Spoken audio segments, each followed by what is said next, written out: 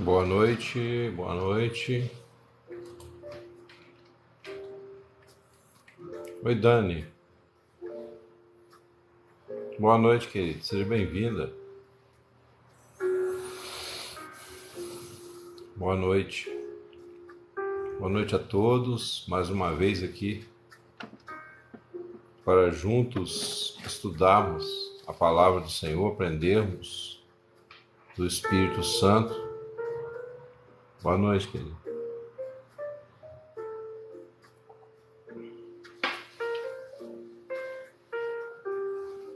Em nome de Jesus, desde já desejo que o Espírito Santo nessa noite, mais uma vez se compadeça aí de nós, de nossas limitações, se compadeça aí das suas dores, das minhas dores, dos nossos problemas que enfrentamos no dia a dia, as tribulações. O Senhor nos perdoe a todos, limpe o nosso coração nesse momento, que nós possamos ter um coração puro diante do Senhor nesta noite para recebermos vida por meio da Tua palavra. Que o Senhor te ajude aí, meu irmão, minha irmã, a sermos vasos de honra na mão do Senhor, sermos transformados pela Sua graça, pela Sua misericórdia. Nós trazemos cativo agora todo o nosso entendimento, sentimento, emoções, a obediência de Cristo. Rejeitamos toda a carne, rejeitamos agora toda a influência do mal. Nos colocamos em sintonia com a palavra do Senhor, em sintonia com a vontade do Espírito Santo para as nossas vidas. Permitimos pela fé, Senhor, que um pouco mais da Tua vida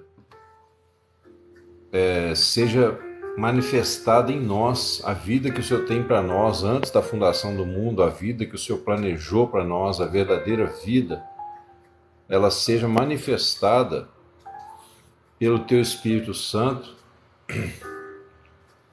que nos faça prosperar no caminho do Senhor nesta noite, em nome do Senhor Jesus. É o meu desejo aí para o coração de todos os irmãos. A palavra diz que a nossa verdadeira vida está escondida com Cristo em Deus, e quando Cristo, que é a nossa vida, se manifestar, eu poderia até dizer nessa noite, à medida que deixarmos Cristo, que é a nossa vida, se manifestar, então nós também nos manifestamos com Ele em glória.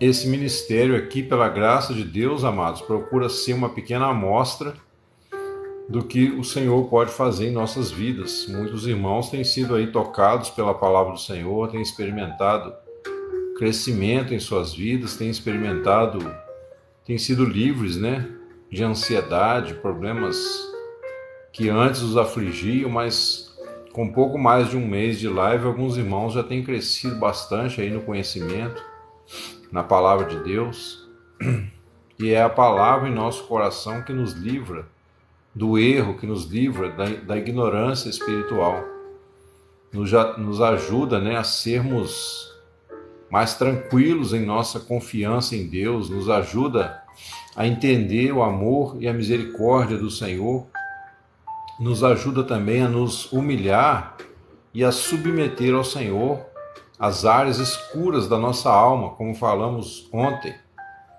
o que nós chamamos de ego, como se fosse um clone aí do nosso ser, é um corpo do pecado, como Paulo se expressou, o nosso velho homem, a carne, ou seja, as vontades do homem natural. Então são áreas escuras, amém, verdade. São áreas escuras que nós, quando reconhecemos a luz da palavra de Deus e permitimos, confessamos, entregamos ao Senhor, o Senhor se compromete a curar os nossos corações. Então, quando a Bíblia diz que é Ele quem perdoa todas as tuas iniquidades e sara todas as tuas enfermidades, uma coisa está ligada à outra, pessoal. Uma coisa está muito ligada à outra, tá? Muitas vezes a pessoa está com um problema de saúde, não sabe por que não experimenta uma cura, é porque aquela área está, de repente, envolta em algum pecado oculto, algum sentimento tenebroso no qual a pessoa está preso. Pode nem ser pecado, pode ser muitas vezes um medo, pode ser uma tristeza não confessada, pode ser uma mágoa, né? Alguma ferida na alma que a pessoa não abre o coração para Deus e aquilo vai adoecendo a pessoa. Então, se você permitir que a palavra traga luz ao seu coração, você pode ser curado de muita coisa ainda nessa noite. Você pode experimentar aí um toque do Espírito Santo na sua casa, na sua vida, na sua alma, no seu coração, na vida de um familiar. Hoje, acho que hoje pela manhã, se não me engano, comentei com os irmãos que eu já vi muitas pessoas ser curadas no leito de hospital, simplesmente quando eu convenci essas pessoas pela palavra de Deus que os seus pecados estavam perdoados. Amém, amém. Glória a Deus mesmo, Dani. Como diz, é para glorificar de pé a igreja. Eu vi muitos irmãos, né, pessoas serem curadas no leito de hospital, às vezes até já um estágio bem avançado, porque essas pessoas entenderam e creram pela palavra que os seus pecados estavam perdoados. Ou seja, a pessoa muitas vezes carrega um fardo de culpa durante muitos anos, como provavelmente aconteceu com aquela mulher que andava encurvada, né? A Bíblia diz que havia 18 anos aquela mulher andava encurvada e de modo algum podia endireitar-se. Não estou dizendo que seja, mas é possível que pode ter sido alguma área obscura na vida dela e que ela foi se deixando intimidar, ela foi se deixando convencer de que a sua vida não valia nada, de que ela não era digna de alguma coisa. Então, amados, a palavra muitas vezes nos convence, nos mostra o pecado, ela nos mostra a nossa condição, mas o objetivo do Senhor não é destruir ninguém, sim para nos curar, né? Muitas vezes nós manifestamos ira, né? Como hoje eu tive, infelizmente, um momento de ira com meu filho aqui em casa, fiquei chateado com um negócio, não sei se realmente ele fez o que pareceu, mas eu fiquei bastante triste, fiquei nervoso com ele na hora. Imediatamente eu falei, puxa Senhor, me perdoa, Deus sabe, né, que a gente às vezes faz para corrigir, mesmo assim é muito triste, né, chegar nesse ponto. Então eu fiquei bastante abalado, fiquei chateado, mas imediatamente eu recorri ao Senhor em oração, pedi ao Senhor que me perdoasse, que mostrasse, né, até que ponto eu agi certo, eu agi errado, o que motivou aquela ira. E aí o Senhor aquietou meu coração depois de um tempo, né? Pedi ao Senhor que me cure se há alguma coisa que eu não sei, por que eu tive aquela reação, que o Senhor me mostre, né? Amém, Sueli. A paz do Senhor, querido. Seja bem-vindo. E muitas vezes há situações que nos fogem, né, do controle e nós ficamos chateados. Mas que nessa noite o Senhor tenha compaixão de nós e nos ajude a prosseguir. Todos nós erramos, todos nós. Amém. Laroie, não sei o que é isso. Marcela, Letícia. Mas é isso aí, amados. Uma das glórias da cruz de Cristo é a misericórdia para conosco. Por isso que nós devemos usar de misericórdia com todos à nossa volta, né? E não creio que fiz nada de tão grave, porque foi um momento, né, de ira, eu falei algumas coisas, mas mesmo assim eu tenho buscado, né, limpar meu coração totalmente diante do Senhor para não permitir que essas coisas sejam normais na minha vida, né? Então sempre que acontece algum evento assim, imediatamente eu procuro me consertar para manter um coração limpo diante do Senhor. E é assim que nós devemos proceder, amados. É assim que nós devemos proceder. Entendeu? Eu teria coragem de confessar para os irmãos aqui todos os meus pecados, né? Se isso fosse necessário. Mas eu creio, né, assim como eu falo com vocês, que não é necessário você confessar para os outros todos os seus erros, mas você precisa confessar ao Senhor, você precisa pedir perdão, você precisa deixar o Espírito Santo iluminar. Ah, sim, mas aqui nós somos cristãos, Marcela, desculpa, por isso que eu não entendi o que você disse, tá? boa noite, Shirley. Seja bem-vinda, querida. Então, amados, nós amamos, né, o Senhor, nós não queremos ter nenhuma barreira. Tudo bem, Marcelo. Nós não queremos ter nenhuma barreira em nosso coração, nada que nos impeça, né, de continuarmos nesse processo de permitir que o Espírito Santo ilumine e limpe todas as áreas. Olha o trem. Todas as áreas da nossa vida que estão obscuras. Então, como eu sempre tenho falado aqui, né, muitas vezes nós trazemos desde a nossa infância, né, trazemos problemas, trazemos desde a nossa infância situações que nos amedrontam, que nos deixam abatidos, e nós criamos então certos mecanismos de defesa, e isso se transforma no que a gente chama o ego, né, ou a carne, ou seja,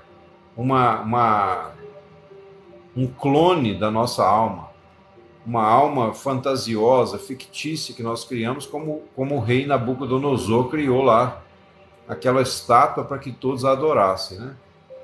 Então nós rogamos nessa noite que o Espírito Santo venha nos iluminar pela sua palavra, que nós possamos levantar os nossos olhos, pessoal, e prosseguir sem desanimar. Não permitir que nenhum tipo de acusação, de condenação, né, se instale em nossa alma. Nenhum tipo de pensamento também de rebelião contra a palavra do Senhor. A Bíblia diz que a rebelião é como o pecado de feitiçaria e a obstinação é como o pecado de idolatria. E nós que amamos o Senhor, né, somos a noiva do Cordeiro, nós somos o corpo de Cristo, a igreja, nós queremos nos apresentar puros, né, limpos diante dele, tendo o nosso coração purificado de toda má consciência, de toda acusação, de todo pecado, de toda calúnia, né? Queremos ter os nossos lábios transformados para que nós não pequemos contra o Senhor. Então hoje, quando eu fiquei bravo com meu filho aqui, eu fiquei muito para baixo, sabe? Eu tenho lutado assim, para evitar, porque essa fase, né, de juventude é complicado. E às vezes tem certas atitudes assim, que parece que está enrolando, né? Parece que está empurrando a gente com a barriga. E a gente vai suportando, mas tem hora que passa dos limites, né? A gente acaba perdendo um pouco as estribeiras, né? Mas amém, irmãos, eu já entreguei isso ao Senhor de novo, né? Falei, Senhor, eu me senti assim, eu poderia ter tido uma vitória melhor na situação, entendeu? Mas fiquei bravo, falei algumas coisas que talvez entristeceu o coração dele. Mas aí vim aqui para dentro pedir perdão a Deus. O Senhor sabe, né, que eu não quero continuar com nada que se interponha entre mim e o Senhor. Então é isso que nós devemos fazer, amados. E eu tô contando isso para vocês para dar o exemplo também de que o Senhor não nos lança fora, né, por causa dessas coisas. Na verdade, quando o nosso coração nos condena, significa que o maior é Deus e conhece todas as coisas. Então o Senhor, ele reconhece, né, que nós o amamos e ele então usa de compaixão. Obrigado, Dani. Obrigado, querido. É verdade, é verdade. Então, amados, vamos à palavra, né? Agora que a multidão já foi embora e ficaram só os valentes. Amém. Agora que ficaram só os valentes de Deus, o Senhor diz aqui em Isaías 49: Ouvi-me, ó ilhas, e escutai vós, povos de longe. O Senhor me chamou desde o ventre, desde as entranhas de minha mãe, fez menção do meu nome, e fez a minha boca como uma espada aguda. Com a sombra da sua mão me cobriu e me pôs como uma flecha limpa e me escondeu na sua aljava. Os 300, nós vamos chegar lá em nome de Jesus, se Deus quiser. Então, amados, olha aqui ó, se trata do Senhor Jesus, né? Uma expressão aqui do Espírito Santo, Oi, Paulo, seja bem-vindo. Obrigado, querido. Oi, Jaime. Boa noite, amado. Boa noite. Nós vemos aqui, pessoal, uma expressão do Espírito Santo para nós, né? Falando do esvaziamento do Senhor como Pai e vindo até nós na pessoa do Filho. Então ele fala assim: o Senhor me chamou desde o ventre, desde as entranhas da minha mãe, fez menção do meu nome, né? O seu nome será Emanuel, Deus conosco. E fez a minha boca como uma espada aguda. Olha aí. Lá em Hebreus não fala que a palavra de Deus é viva, eficaz e mais cortante do que qualquer espada de dois gumes? Nós entendemos que a palavra é a espada do Espírito, como já mencionei aqui para os irmãos, né?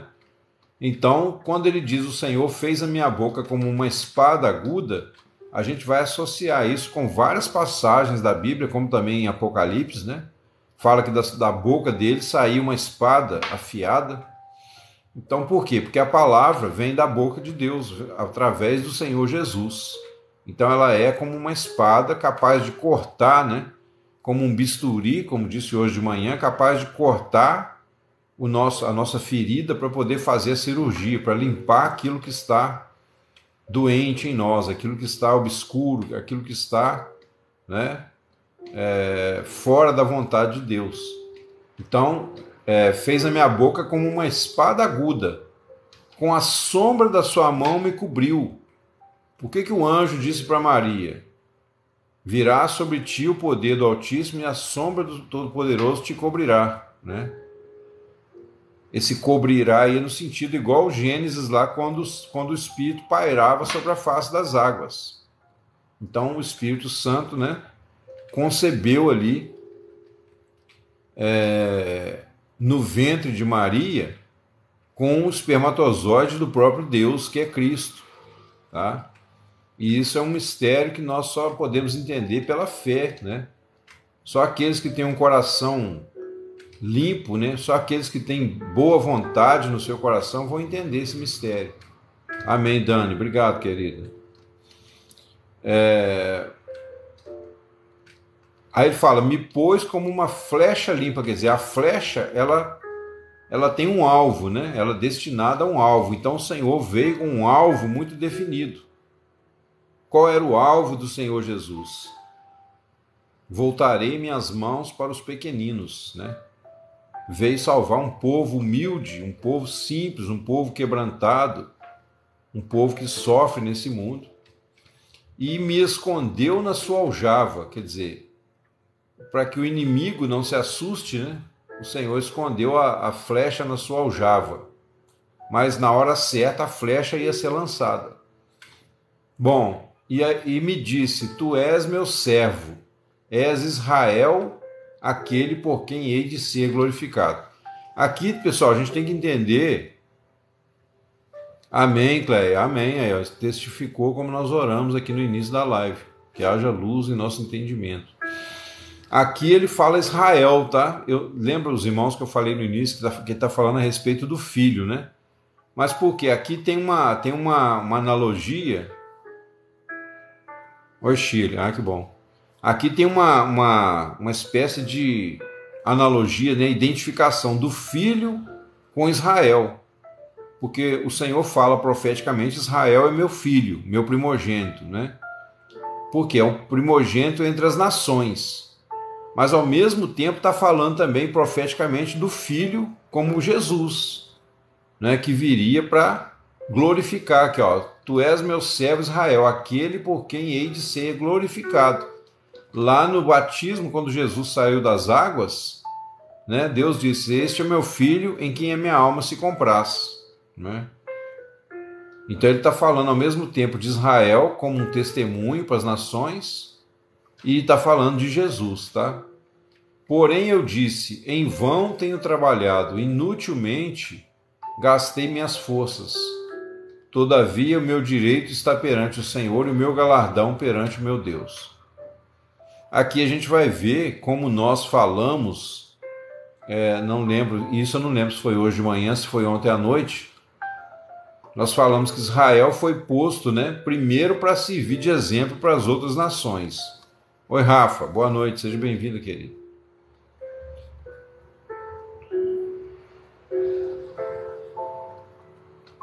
Não, mas em nome de Jesus, amado, está repreendido aí todo o travamento, para a glória de Deus. Quando ele fala isso aqui, né, a gente tem que lembrar, quando ele fala assim, ó, inútil e vãmente tenha trabalhado. Israel foi colocado como o objetivo inicial era o quê? Que ele fosse um exemplo de um povo obediente, né, ao Senhor. Um povo ordeiro, um povo que tivesse ali na lei, não a salvação, mas tivesse ali uma conduta superior aos outros povos. Então esse povo seria abençoado. A partir do momento que o povo pecou, o povo voltou para os ídolos, né? Então o Senhor também passou a usar Israel como exemplo de correção. Então, de qualquer forma, como Israel foi posto como espetáculo, amém, Chile, estamos juntos. Como Israel foi posto como espetáculo para o mundo, como punição, né? Então o Senhor no final vai usar de misericórdia com eles, porque eles foram colocados meio que como eles basicamente foram colocados meio que como não cobaia no sentido de laboratório, mas como uma amostra para nós, né?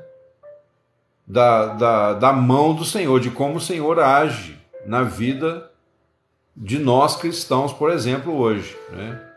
Então o Senhor trabalha com amor e trabalha com a ira. As duas coisas são a mesma moeda, né? São dois lados da mesma moeda. A ira para afastar os inimigos e para afastar o mal da nossa vida. E o amor, né? Para nos encher da sua vida, da sua essência. E agora diz o Senhor, que me formou desde o ventre para ser seu servo, para que torne a trazer Jacó. Olha aí. Quer dizer, para que torne a trazer, né, o enganador, torne a trazer ao arrependimento aquele que estava caído. Porém, porém Israel não se deixará ajuntar. Contudo, aos olhos do Senhor serei glorificado, e o meu Deus será a minha força. Quer dizer, Deus sabia que Israel não ia se deixar domesticar, não ia se deixar ensinar, porque eles estavam presos ao regime da lei. E eles se apegaram, né, a essa justiça própria. A justiça própria é mais viciante do que cocaína, tá, pessoal? Cuidado com a justiça própria. Ela vicia mais do que droga. Então Israel se apegou à justiça própria e aí se tornou um povo de coração insensível, né? Então o Senhor disse: Israel não se deixará juntar, contudo, aos olhos do Senhor, quer dizer, já que o Senhor estava colocando eles como exemplo para os povos, né? Exemplo de correção, então o Senhor vai glorificar Israel, porque o Senhor vai transformá-los de uma forma ou de outra no final, certo? Isso tudo para aperfeiçoar o nosso livre-arbítrio. A igreja, pessoal, a igreja de Cristo, aqueles que têm o Espírito Santo, são o povo seleto da terra. É o povo que mais tem poder, né, real de decisão quando se trata das coisas espirituais, certo? Disse mais o Senhor, olha, versículo 6, desculpa. Disse mais: pouco é que sejas o meu servo para restaurares as tribos de Jacó e tornares a trazer os preservados de Israel. Também te dei para a luz dos gentios, para seres a minha salvação até a extremidade da terra. Aí então cumpre-se agora o que eu falei, ó.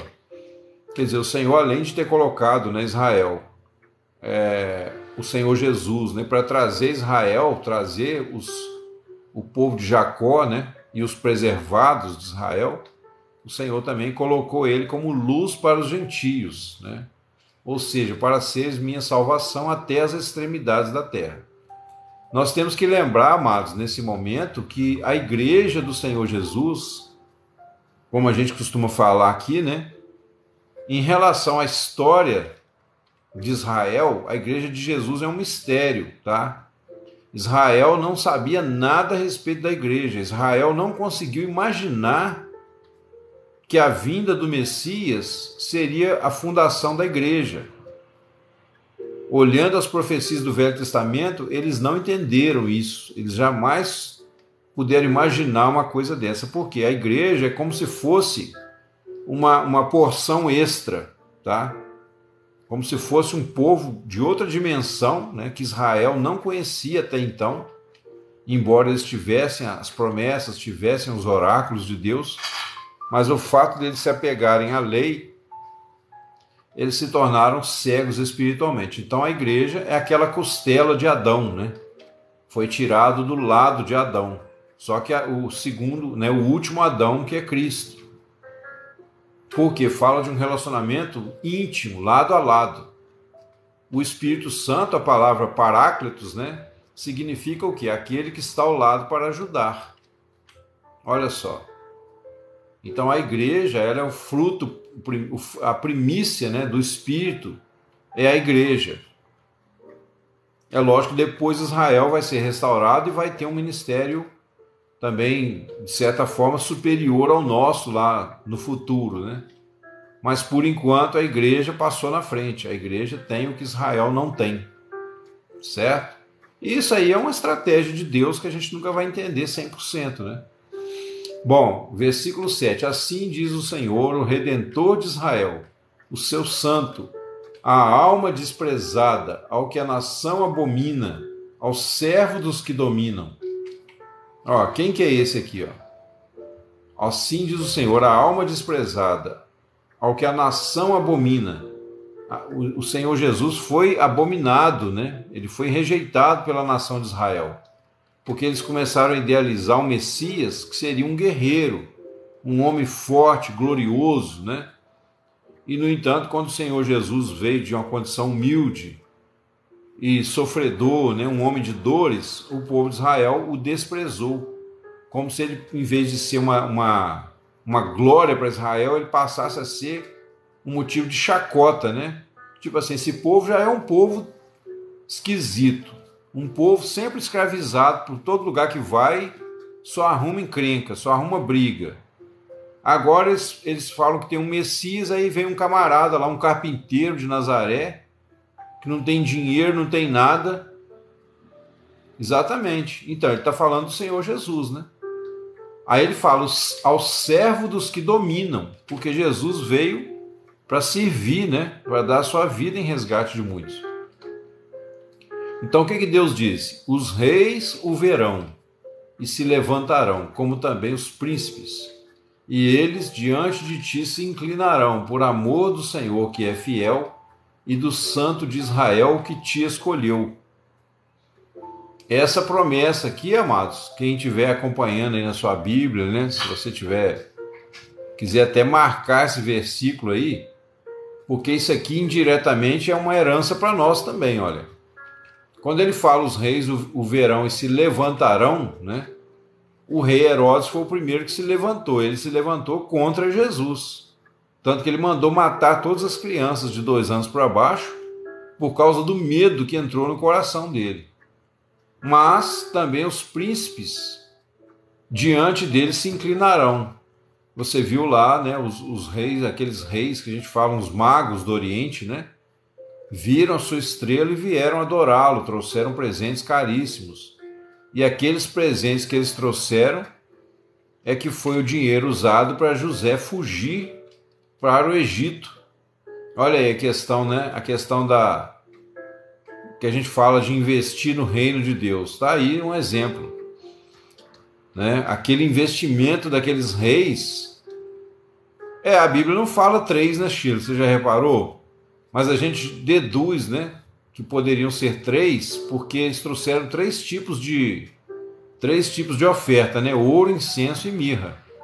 Mas a Bíblia fala, vieram uns magos. Pode ser até mais de 3. Entendeu? Mas enfim, né? Então eles, com aquela oferta deles, foi que Jesus não foi destruído. Exatamente. Jesus não foi destruído pelo rei, né? Não foi morto pelo rei, ele pôde fugir para o Egito. Assim diz o Senhor, no tempo aceitável te ouvi e no dia da salvação te ajudei. e te guardarei e te darei por aliança do povo. Olha aí, ó, o Senhor, né, no dia aceitável. O dia aceitável fala de toda a estadia de Jesus na terra. É verdade, Sheila. Toda a estadia do Senhor Jesus na terra é o dia aceitável, tá? Tanto que lá na frente, em Isaías 51, né, vai falar, e anunciar o ano aceitável do Senhor. Aí o ano aceitável, o dia aceitável, é a mesma coisa.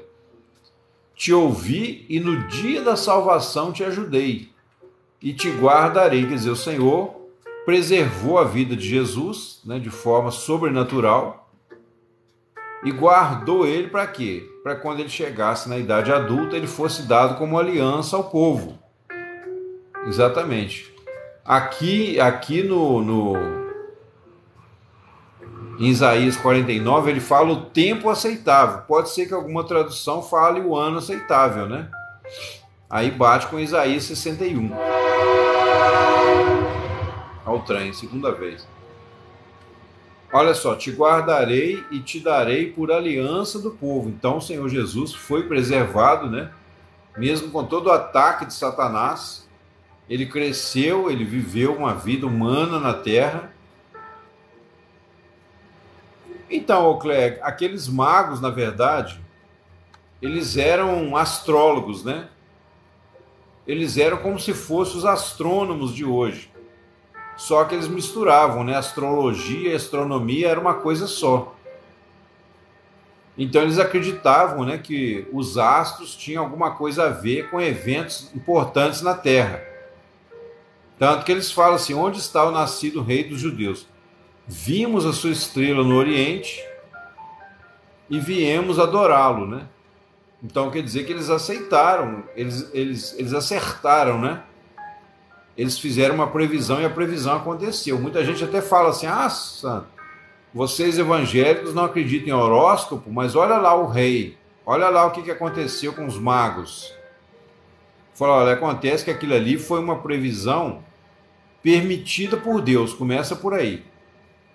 Toda previsão que é feita, né? Toda previsão feita fora da vontade de Deus, assim, na palavra, ela acontece por permissão de Deus, por motivos específicos. Essa é a primeira coisa.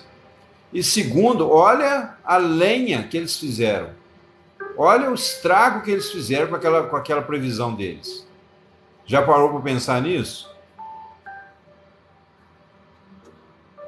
Não, então, Cleia, a gente não deve entrar nessas coisas, tá? De horóscopo. Pode ter alguma coisa a ver, sim. Esse texto deixa claro para a gente que ali aconteceu. Eles, através da estrela, eles entenderam que o rei dos judeus tinha nascido. Porque havia também uma profecia no Velho Testamento, né? Havia uma profecia no Velho Testamento. Então eles misturaram o conhecimento do Velho Testamento. Deus quis revelar a eles. Deus quis revelar a eles. Então, com a previsão, né, assim, é lógico que Deus permitiu, né? Mas com a previsão deles, que não era de acordo com a vontade de Deus, que a Bíblia abomina, né? Os que consultam os astros, aquilo ali foi um caso específico, a gente não pode fazer doutrina em cima disso, mas a previsão deles trouxe, por um lado, né, a oferta que ia fazer com que Jesus pudesse ser levado para o Egito, mas ao mesmo tempo também trouxe uma maldição, porque o rei mandou matar, né, milhares de crianças por causa daquela previsão. Então qual é a conclusão que a gente chega? É perigoso você fazer esse tipo de consultas, porque isso vai cair em mãos erradas e vai dar problema. Sempre vai dar problema. Entendeu? Sempre vai dar problema, porque o homem não sabe lidar nem com as coisas da terra, você imagina com coisas, né, ligadas a previsões, sinais do céu. O carpinteiro, ele fala assim, vimos a sua estrela no Oriente. Entendeu? Por isso que eu estou dizendo aqui estrela, né? ele fala: vimos a sua estrela no Oriente e viemos adorá-lo.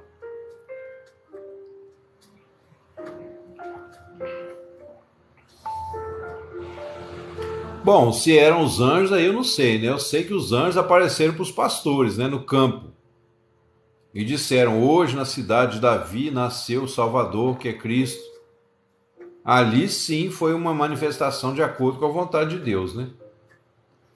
Mas qual era o objetivo? Te darei por aliança do povo para restaurares a terra, olha aí, e dar-lhes em herança as herdades assoladas. Quer dizer, restaurar a terra e trazer de novo, né, as bênçãos de Deus. Que ele fala herdades assoladas no sentido figurado para nós hoje, né? Amém, né? Se eram anjos, amém por isso. Para dizeres aos presos: saí, e aos que estão em trevas: aparecei. Eles pastarão nos caminhos e em todos os lugares altos haverá o seu pasto. A salvação, pessoal, a nossa vida com Deus, como eu falo aqui com os irmãos, né? O nosso viver com Deus, ele é um viver sobrenatural. Com certeza sim, Shirley. Chamou a atenção deles, né? Era uma estrela diferente, ou um anjo brilhando aí no céu, como diz o meu irmão carpinteiro.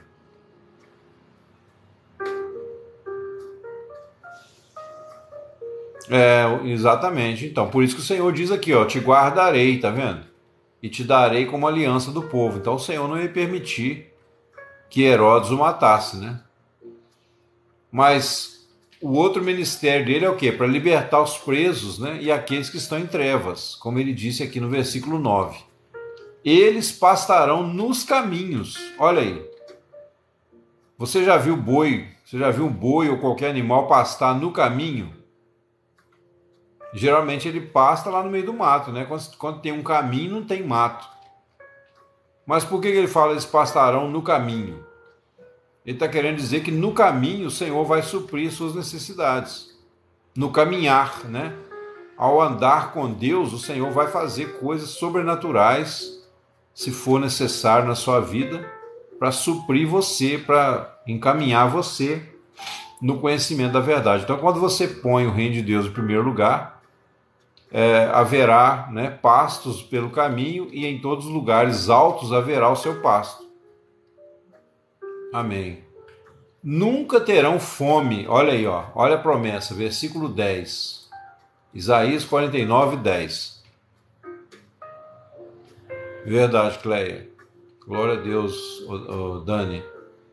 Nunca terão fome nem sede, nem o calor, nem o sol os afligirá. Porque o que se compadece deles os guiará e os levará mansamente ao mananciais das águas. Amados, deixa eu contar um outro milagre para vocês aqui que já aconteceu comigo, para vocês terem uma noção do que Deus faz. Obrigado, Dani. Eu lembro uma vez que a gente fazia um trabalho de evangelismo uma cidadezinha assim, meio rural, sabe, bem pequenininha. Nós começamos um trabalho de evangelismo lá. Então tinha uma escola pública lá da prefeitura, que a prefeitura cedia para a gente no sábado à noite. Então a gente ia para lá, abria a escola, né, no sábado à noite, tinha um pátio lá com umas cadeiras, e ali a gente recebia as pessoas que eram convidadas. E eu ia de manhã, eu saía de casa depois do almoço, né, tipo assim, meio-dia, 1 hora, com um outro irmão, a gente ia antes para poder anunciar, convidar as pessoas para essa reunião. E aí naquele dia a gente estava sem dinheiro e tudo, falou, como é que a gente vai fazer? Não tinha dinheiro para o ônibus não ia até muito lá perto, né? E a gente doido para chegar lá mais cedo para começar o trabalho e tal. Então a gente ficou orando na beira da estrada. Passou um caminhão e nós pedimos carona, o cara falou, vocês estão indo para onde? Eu falei, a gente está indo para São Sebastião da Várzea Alegre. O cara falou, rapaz, é para lá que eu estou indo. Dá para eu levar vocês até lá, só que tem que ser em cima da carroceria do caminhão. Se vocês não tiverem problema para vocês. Eu falei, não tem problema não. Subimos na carroceria do caminhão, estava cheio de caixa de essas caras engradadas, né, de cerveja, de refrigerante. Então o Senhor preparou. Aí a gente foi. Quando no caminho eu estava meio com dor de cabeça naquele dia, e estava um sol, irmãos, mas estava um sol de rachar, por isso que eu lembrei aqui. E aí eu orei, né, falei, Senhor, esse sol vai acabar comigo, eu já estou com a cabeça meio doendo. Mas era assim, dor de cansaço mental, né? Eu tinha feito umas coisas. Ô, irmãos, vocês podem não acreditar. Foi uma nuvem, apareceu uma nuvem andando acima de nós. A nuvem acompanhou a gente até na cidade que a gente ia chegar. Estou falando isso aqui diante de Deus. A nuvem cobriu a gente com a sombra dela até lá na cidade que a gente ia. Então, assim, foi uma coisa que eu lembro até hoje, eu vejo como que Deus é misericordioso. Quando você, principalmente, né, você está na dimensão do Espírito, quando você confia no Senhor. E a gente não estava indo por interesse próprio, a gente estava indo para evangelizar, para chamar as pessoas, né, para live, para reunião lá na época e tudo. Foi uma benção, até o irmão que estava comigo, ele era mais novo na fé, ele ficou impressionado, falou, rapaz, mas como é que pode? O caminhão virava para um lado, a nuvem está em cima de nós, o caminhão virava para o outro, está a nuvem. Foi um negócio, pessoal, foi uma loucura na época, né? A gente ficou assim, a gente dava glória, mas gritava em cima do caminhão, que acho que o homem até arrependeu de ter dado carona pra gente. E aqui ele está dizendo, ó, nunca terão fome nem sede, nem o calor, nem o sol os afligirá. Porque o que se compadece deles os guiará e os levará mansamente aos mananciais das águas. E isso aqui, pessoal, essa palavra de Deus é viva.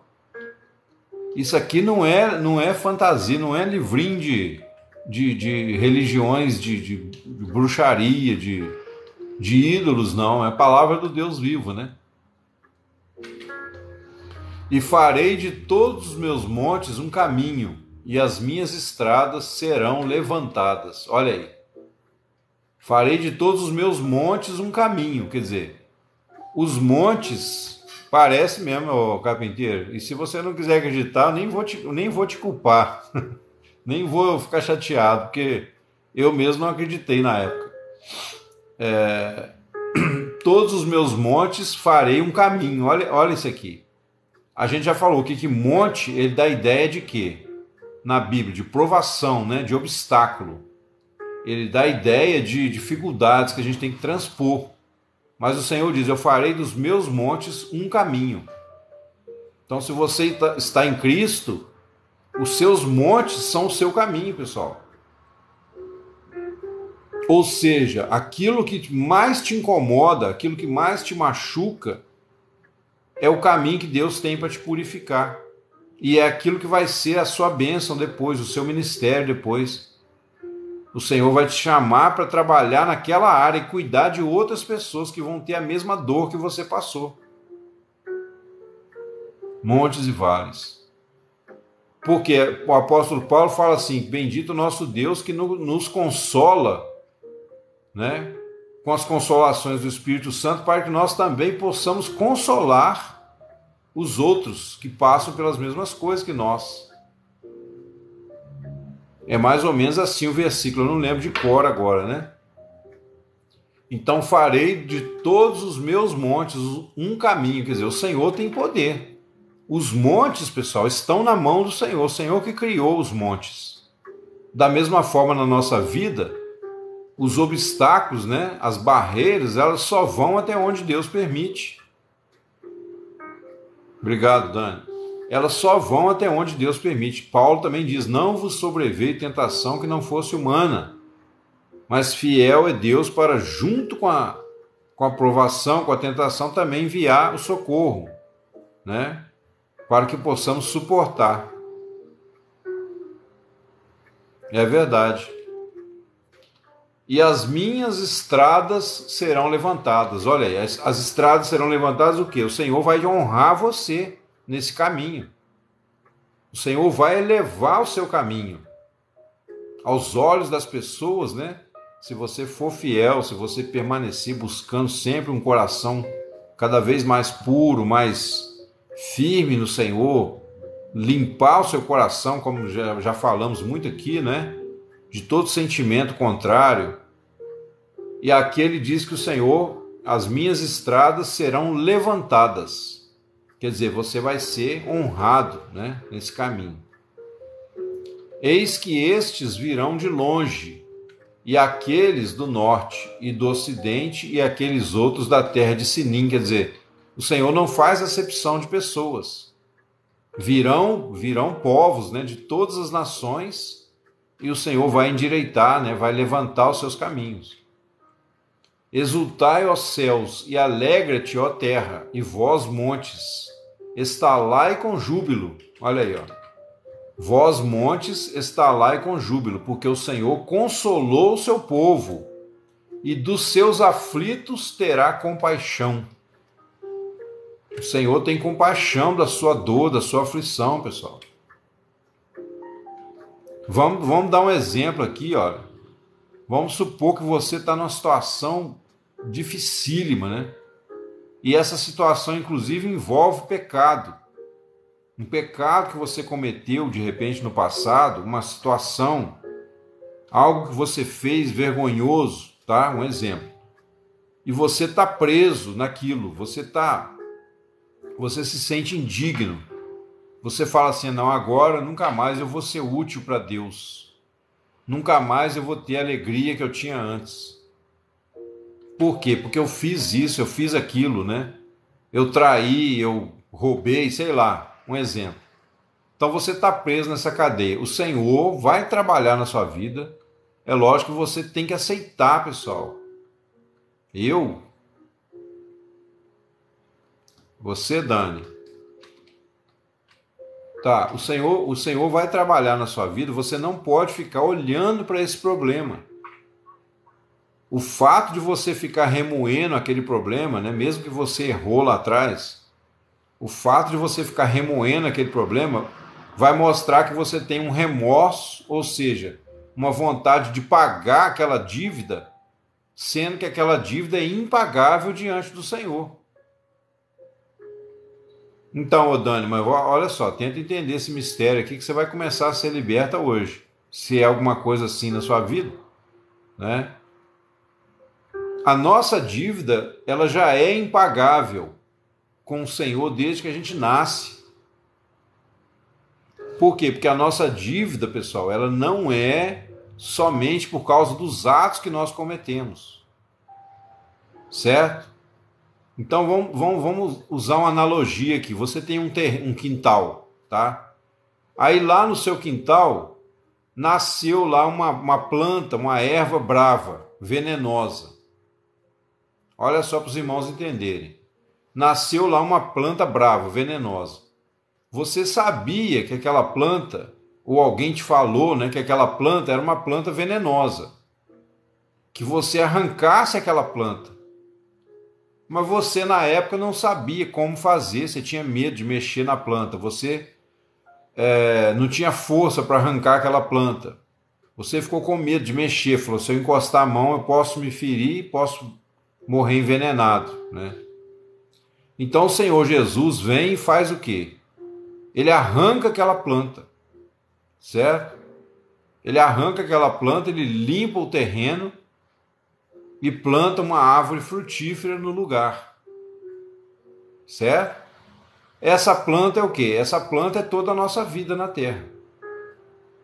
Essa planta venenosa é nós quando nascemos. A Bíblia diz que nós já nascemos inclinados ao pecado. Por quê? Por causa da morte espiritual, pessoal. Houve um desligamento. Amém, Carlos. Seja bem-vindo, amado. Deus te abençoe. Graça e paz. A morte é um desligamento que houve, então a partir dali o Senhor não espera nada da sua parte, assim, de bons frutos, de boas obras. O Senhor não espera nada de você. Quando a Bíblia diz que o Senhor olhou e viu que não havia um que praticasse a justiça, significa que ele determinou no seu propósito eterno, né, como Paulo fala assim, a Escritura encerrou a todos debaixo da desobediência, a fim de usar de misericórdia para com todos. Isso está lá em Romanos, no capítulo 11, se não me engano, né? Ou 10. Quer dizer, a Escritura ali é o quê? A palavra de Deus. Ela encerrou a todos debaixo da desobediência. Então Deus, na sua sabedoria, como ele viu que Adão trouxe a morte, né? Então não adiantava o Senhor ficar julgando os atos. Quem fez isso, quem fez aquilo.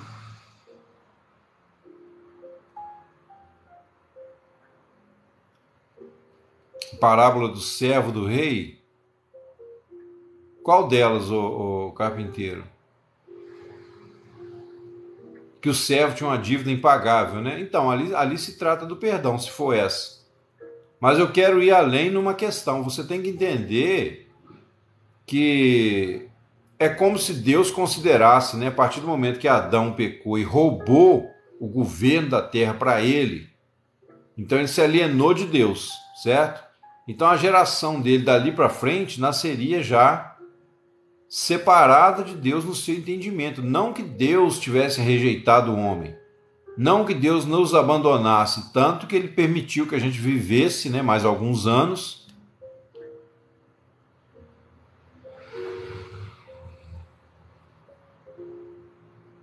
Exatamente, o Chile, não deve ficar remoendo. Mas então, o que eu estou querendo mostrar aqui é a chave, né, para Dani ou para quem tiver esse problema. O cordeiro foi imolado antes da fundação do mundo. Para que ela tenha esse conhecimento de base, né, para ajudar a vencer, que às vezes a pessoa até sabe assim, eu não devo ficar remoendo. Mas se não tiver o fundamento, você acaba voltando naquilo, né?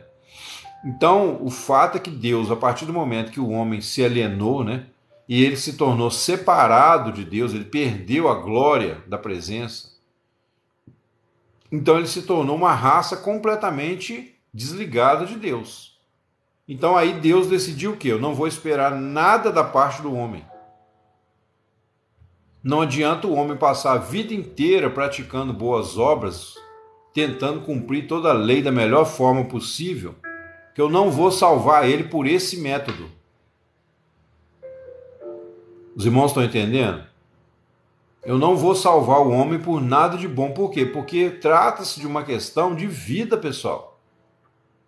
Vamos dizer que a vida, né, só para a gente entender, é uma substância, é um alimento que Deus tem para nos dar, mas que a gente não pode comer com essa boca aqui material, certo? Então, quer dizer, da mesma forma que a gente tem a vida biológica que anima o nosso corpo, e a gente tem uma vida mental, né, uma consciência aqui na Terra por causa da vida biológica, mas existe uma outra dimensão de vida que o homem perdeu totalmente, ele não sabe o que é. Então Deus fala assim, não, eu vou encerrar todos debaixo da desobediência, ou seja, debaixo da morte, né? Então aos meus olhos todos estão mortos, completamente mortos. O que você vai esperar de um morto? Você espera que o morto se arrependa? Nem arrependimento você espera dele. Certo? Agora eu vou lá e eu vou dar vida a esse homem, independente dele merecer ou não. Se ele crer, ele vai receber. Amém, amém, Cléia, isso mesmo. Então Deus está dizendo, eu vou dar vida, né, por meio do meu filho. Eu vou lá, eu de mim mesmo vou descer e vou conceder a vida para quem quiser. Então, ele requer de nós arrependimento. O arrependimento vem mediante a palavra. Ninguém se arrepende se não tiver um toque, né, um chamado da palavra. Porque o arrependimento, segundo o mundo, o carpinteiro, a Bíblia diz que ele produz tormento, produz morte. Por exemplo, olha só, o homem natural, ele se arrepende? Ele se arrepende de algumas coisas. Muitas vezes ele faz um negócio, depois ele fala, puxa vida, para que eu fiz isso? Oi, Ju, seja bem-vindo mais uma vez, boa noite. Não, então, mas olha só, o homem natural, que não tem Cristo, ele se arrepende? ele se arrepende de algumas coisas que fez. Ele pode se arrepender, sim. Inclusive, ele se arrepende de ter feito um mau negócio, por exemplo. Eu fui lá, comprei essa bicicleta, arrependi, eu devia ter comprado a outra, né? Aí, num nível mais profundo, ele traiu a esposa. Ele pode se arrepender? Pode. Por quê? Porque ele tem uma consciência moral. Não, olha só, escuta o que eu vou te falar. Ele tem uma consciência moral, ele pode se arrepender, sim. Mas o fato dele se arrepender de ter praticado aquele adultério, aquele crime, isso não vai dar a ele a vida de Cristo. Então ele é um arrependimento dentro do plano natural. Então, esse é o arrependimento segundo o mundo, ô carpinteiro. Esse é o arrependimento do mundo, só para vocês entenderem a diferença. Ele se arrepende por outros motivos. Ele se arrepende porque ele, de repente, tem medo da esposa ir embora, ele tem medo de dar um caso de polícia, ele tem medo das consequências. Mas ele não se volta para Deus. Ele se arrepende segundo a sua consciência moral. E aí, quando ele se arrepende, de repente ele até para de fazer aquilo, ele se sente maior ainda como homem, né? Nossa, eu me arrependi, eu mudei, eu parei de beber, eu parei de fumar. E isso faz com que ele fique mais ainda no seu ego individual. O arrependimento do ímpio leva ele a ficar mais cheio de justiça própria. Agora, quando você arrepende segundo Deus, agora vem o mistério, agora vem a bênção. Quando você se arrepende segundo Deus, você se arrepende de ter pecado contra o Espírito Santo, de ter pecado contra Jesus que você ama, de ter pecado contra a vida, contra a verdade.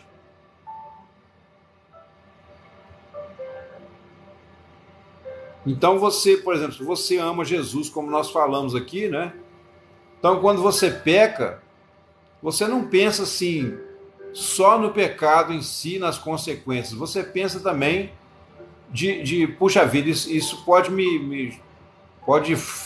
ferir meu relacionamento com o Senhor, que me amou, que deu a sua vida por mim na cruz.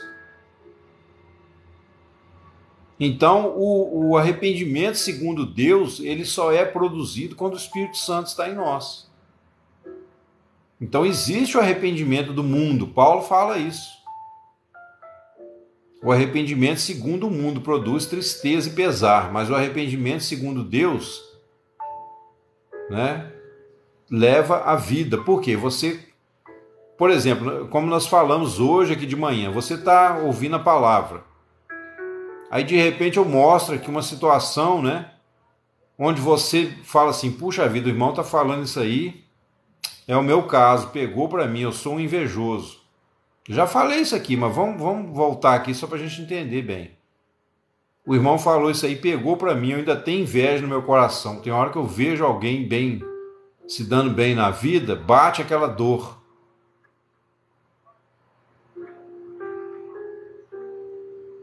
Quando a gente sabe que o Espírito Santo não habita em nós, quando você não crê, Quando você não crê em Jesus, não crê na palavra, quando você não ama o Senhor, não tem desejo de mudar para servir a Ele, aí você sabe que o Espírito Santo não habita em você.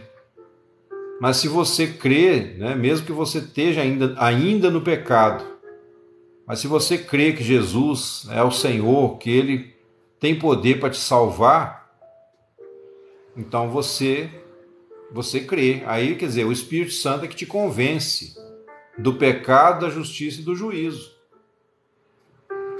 Então, se você está sendo... É o que eu estou falando aqui agora, Dani. Se eu falar aqui, por exemplo, sobre a inveja, né? E aí você ou alguém aí sentir no coração, puxa vida, o que o irmão está falando aí serve para mim. Eu ainda tenho inveja no meu coração. De vez em quando eu vejo alguém feliz, assim, ou às vezes com a esposinha feliz do lado, o marido, né? O casal bonitinho ali, com os filhos. E eu estou aqui divorciado, ou sei lá. Um exemplo, tá? Aí você fala assim, eu senti inveja. Então, se você se você sente isso no seu coração, imediatamente você se lembra do Senhor Jesus, você se lembra que Ele te ama, né, que Ele pode curar isso no seu coração e você vai a Ele, aí a coisa começa a mudar. Porque tem uma outra coisa, ô Dani, você ficar achando que o Espírito Santo não habita em você não vai ajudar em nada. Você acha que o fato de você mesmo dar um veredito, falar, cheguei à conclusão, o Espírito Santo não habita em mim, isso vai te ajudar em alguma coisa?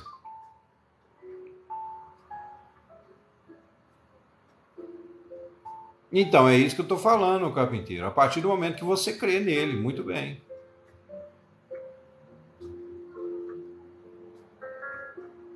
Então, Dani, então essa sentença aí é uma espécie de autopunição. Você ainda está, talvez, numa fase, né, em que você fica se autopunindo. E isso, no fundo, é uma tentativa de se justificar. Justificar o fato de você não estar ainda andando com mais dedicação a Ele.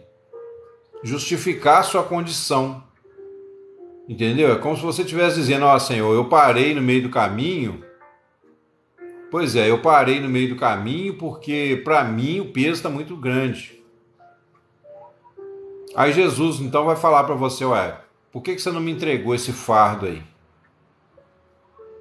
Vinde a mim todos que estáis cansados, sobrecarregados, e eu vos aliviarei. Por que você está carregando esse fardo aí, minha irmã? E não quer deixar eu te ajudar? Então você está procurando o quê? Você está procurando uma desculpa para parar? Entendeu? No fundo, você está com medo de prosseguir. Então você usa aquilo ali. Desculpa eu falar assim, né? Só para você entender. É igual o burro quando empaca, né? Você empaca. Aí você empaca, não vai para frente nem para trás.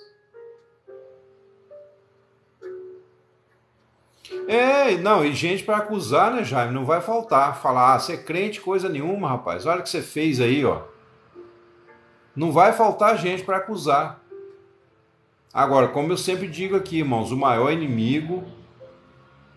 então, aí, ó, já trouxe luz aí, Dani. Eu pensei em falar isso, mas eu falei, não, vamos ver o que ela fala.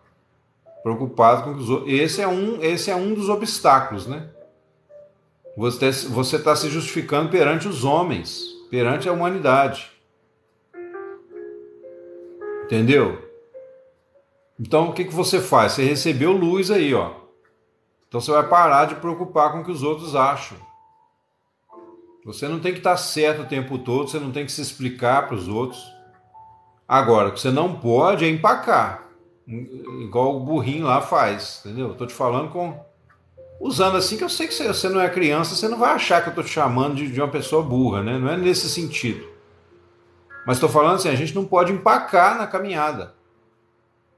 Você está entendendo? Então, o que a gente tem que fazer? Você tem que se humilhar diante do Senhor, é justamente isso, você render a Ele tudo aquilo que é o seu orgulho natural. O orgulho natural é que faz a gente se fechar e não deixar o Senhor curar o nosso coração. Você tem que passar por cima desse orgulho. Se o nosso coração nos condena, maior é Deus que nos justifica. Porque há um certo orgulho, né? Eu admiti que eu errei. Que isso? Eu admiti que eu não aguento mais a minha vida. Eu admiti que desse jeito eu não quero, né? Estou chateado porque Deus não fez o negócio do jeito que eu queria. Ou porque a vida não me deu o que eu esperava, né? Eu tô aqui. Não, enquanto Deus não fizer isso, eu não faço aquilo.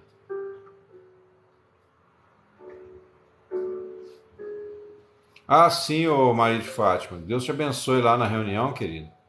Vai com Deus, então. Tá convidada para amanhã de manhã, hein? Às 8 horas. Julgam a capa julgam pela capa do livro, né? Não, e aí, irmãos, o que acontece? Você tem que ter a memória, você tem que ter a palavra na sua mente nesse momento para o Espírito Santo te ajudar, ué. O que diz lá Paulo lá em Romanos? Quem tentará acusação contra os escolhidos de Deus? É Deus quem os justifica. Aí eu falo isso para Dani, a Dani de repente fala assim: ah, irmão, mas eu não sei ainda se eu sou escolhido de Deus. Então aí você tem que voltar um pouco. Você tem que buscar uma base para primeiro você entender, descansar no amor de Deus.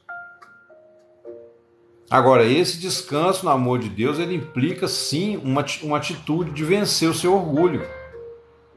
Porque nesse exemplo que eu dei, Dani, do arrependimento do ímpio, né? O arrependimento do homem natural, nesse exemplo que eu dei, você vai ver que não está envolvido essas coisas assim, de vencer o orgulho, entendeu? De entregar ao Senhor a direção de tudo. Ali é uma questão de um arrependimento circunstancial. A pessoa se arrepende de um pecado que ela cometeu, né? O que ela considera que fez de errado, entendeu? Igual eu falei, a mesma forma que o homem natural se arrepende de ter traído a esposa, ele se arrepende de ter comprado uma camisa azul em vez de comprar uma camisa vermelha. É o mesmo nível para ele. Ele não está preocupado com as consequências lá na frente, ele não está preocupado se Deus vai... Talvez ele possa ter medo, né, do inferno, porque ele foi criado numa religião, ele tem uma ideia, talvez até fantasiosa, mística, né? Então ele pode ter medo, sim, de uma punição, de um castigo de Deus, mas não passa disso. Não passa disso. Agora, o cristão, ele está envolvido num universo vivo, né? Um relacionamento orgânico, vivo com Deus. Não é mais uma doutrina teológica, uma religião, como a gente fala aqui, de boas obras. Então você tem que chegar ao ponto que você crê, perdido eu já estou. Toda vez que você pecar, lembra assim, perdido eu já estava. Então não tem mais para onde cair. Pega esse mistério aí, Toda vez que você, passar por uma situação que você não se sair bem, você fala assim, perdido eu já estava. Então, quem está perdido não caça caminho, né? Não tem mais para onde cair. No inferno eu já estava. Então eu só posso subir. Por isso que os humildes serão exaltados, os que se exaltam serão humilhados. Porque se você admitir que você está no chão mesmo, no pó, você não tem mais para onde cair. Agora, se você ainda tem alguma glória pessoal a defender, alguma reputação, entendeu, Dani? Pega esse mistério aí. Se você ainda tem alguma reputação a defender, isso pode ser o seu tropeço, isso pode dificultar a sua vida. Então pense assim, para mim não tinha caminho, para mim não tinha nada, entendeu? Eu não sou nada. Reputação, né? A palavra que eu usei aqui para dizer o seguinte, é alguma coisa que você tenta se justificar, né? Seja uma reputação, às vezes inconscientemente, pessoal, a gente quer ter uma reputação até com Deus. Oi, Maria Helena, boa noite, seja bem-vinda, querida. Às vezes a gente quer ter, você vê que ela falou assim, que está preocupada às vezes com o julgamento das pessoas, isso aí é um tipo de reputação. Entendeu? Ou a gente tem um conceito do que Deus deveria achar de nós, do que Deus deveria esperar de nós, e isso aí é o ego. Isso aí é o ego. O abismo entre nós e o Senhor é tão gigante. Exatamente. O abismo entre nós e o Senhor é tão gigante que o soberbo não percebe. Só os que se humilham percebem. E aí, quando você chega à conclusão que não tem jeito, de você se recomendar a Deus de forma alguma, é aí que começa o trabalho de edificação. Porque até então, pessoal, o Senhor tem que primeiro demolir. O Espírito Santo primeiro ele tem que derrubar tudo que não presta para depois ele começar a obra dele, verdadeira. Por que a maioria dos crentes nas igrejas são imaturos? Porque quando o Espírito Santo começa a demolir, eles gritam e fogem, se escondem. Oi, Cleia. Isso aí vai explicar também para os irmãos, ó. Vai devagar, estou indo muito depressa. Isso aí vai explicar para vocês por que acontece tanta criancice nas igrejas. As pessoas não se deixam tratar pelo Espírito Santo. E o Espírito Santo, uma vez que ele entra na sua vida, pessoal, como eu falo aqui, afirmo, né? Eu brigaria com qualquer pastor, qualquer pessoa. Ah, sim, entendi. Achei que você achou que eu estava indo muito depressa. Eu brigaria, entendeu? No bom sentido, né? Demolir, purificar o Chile, mas no sentido ainda maior. É no sentido de tirar de você toda a ilusão que você tem a respeito de si mesma. Entendeu? Então, quando o Espírito Santo começa o trabalho de vamos dizer assim, desfazer esse ego, né? A gente tem a sensação que a gente vai ser massacrado. Dá a impressão que você vai perder a sua identidade pessoal. Eu já tive momentos que eu achava assim, poxa, parece que Deus quer que eu deixe de existir, né? Parece que Deus quer que eu seja o quê? Um fantoche. E isso foi bem lá no início, né? Alguns momentos que eu entrava em parafuso, nas tribulações, nas lutas. Mas mesmo naqueles momentos eu pensava, não, gente, peraí, se Deus é soberano, se Deus é o dono de tudo, não é possível que Deus veio para me derrubar mais do que eu já estou caído, não tem jeito. Pensa pela lógica, até a lógica, né? A lógica espiritual vai dizer para a gente por que Jesus viria na Terra. Não tem aquela música assim, ó, não me empurra que eu já estou na beira, não tem? A Bíblia diz, nós lemos aqui em Isaías, né, esses dias para trás aí, ó, que ele não apagará o pavio que fumega, não trilhará a cana quebrada. O que mais que a gente precisa ouvir? Então essa música você não pode cantar para Jesus, que Jesus não veio para te empurrar. Ele sabe que você já está, não é nem na beira, né? Nós já nascemos lá embaixo, no inferno. Só que o ser humano não sabe disso, ele não admite, ele acha que é gente boa demais. Agora, quando você chega à conclusão, não, eu nasci lá no inferno, né? O que vier agora é lucro. Aí você começa a desenvolver uma santa coragem, e se você puser essa coragem na direção certa, aí você vai ver a glória de Deus. É uma santa coragem de quê? Uma ousadia em Deus. Quando fala lá em Hebreus, né, Shirley? Já está no chão. Quando fala lá em Hebreus assim, ó, tendo ousadia, irmãos, para entrar no Santo dos Santos. Essa ousadia não é porque Deus está lá bravo com um chicote na mão. Deve ter gente que pensa assim, uai, ousadia, né? Então deve ser um perigo entrar no Santo dos Santos, né? Não, a ousadia é para entrar e tomar posse do que Deus tem para você. Você vai ter que desafiar o seu limite. Não é Deus que está lá bravo com um chicote na mão atrás da cortina. Você imagina Deus atrás do, como é que chama lá, do véu, né, do templo. O véu foi rasgado. Então abriu-se o véu. Aí Deus está de um dos lados ali em pé com um chicote na mão. Na hora que você entra, ó, aqui toma, né? Deve ter gente que imagina assim, porque por que eu preciso de ousadia? Mas a ousadia, pessoal, é para você vencer o seu limite, o seu pecado. Quem está te condenando é você mesmo, não é o Senhor, não. Exatamente. É você que está com a sua justiça própria, você está tentando ainda manter um certo padrão. Não, eu pequei, mas eu não concordo com o que eu fiz. Então eu vou me punir, eu vou me repudiar. Aí Deus vai olhar do céu e falar, nossa, que menina virtuosa, né, Dani? Que menina. Essa é jóia, essa tem uma justiça.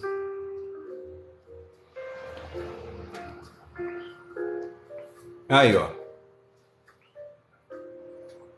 Eu tenho uma justiça que Deus ainda vai ver como que eu sou especial. Isso é o ego. Isso é o ego, né? Graças a Deus, irmãos, eu dou graças a Deus pela vida de vocês, né? Principalmente os irmãos que estão sempre conosco, porque eu vejo a luta, né? Eu vejo em vocês a minha luta, que eu já passei muita coisa. Algumas coisas eu passo até hoje, como eu contei no início da live, né? Situação difícil que eu tive aqui hoje. Não acho que resolvi muito bem. É claro que vai, ô Dani, é claro, é. É claro que vai. Só se você desistir no meio, né? Mas se você não desistir, inclusive você já devia estar dando testemunho, tá? Vou puxar a sua orelha. Toma uma atitude, mulher. Ué, que negócio é esse? Toma jeito. E essa atitude é o quê? Renda-se completamente. Não é sair fazendo. Agora eu tenho que sair pregando evangelho. O irmão falou para eu tomar uma atitude. Não é isso. Não é isso. Tipo assim, deixa morrer o resto. Falar, o negócio já tá. O que você está resolvendo com essa situação? O jeito que você vem agindo, o que está melhorando na sua vida? Isso está te ajudando? Isso está melhorando? Ou está só piorando?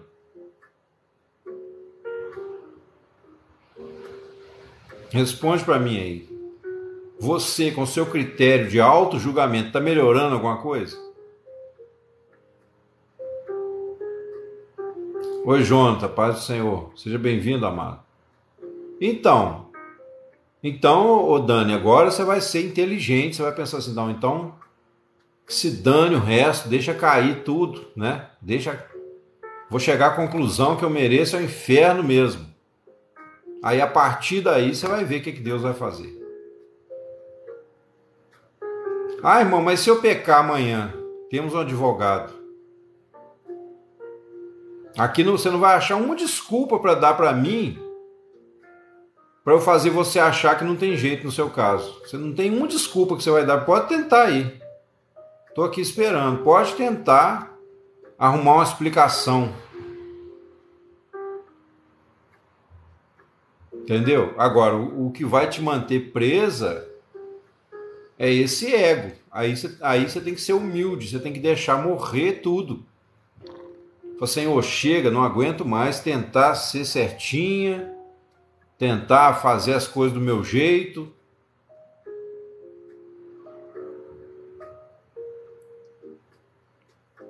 Então, desistir é que é o problema, né? Aí você desistiu. Agora, por que a pessoa desiste? Quando ela está, de alguma forma, presa na sua justiça própria.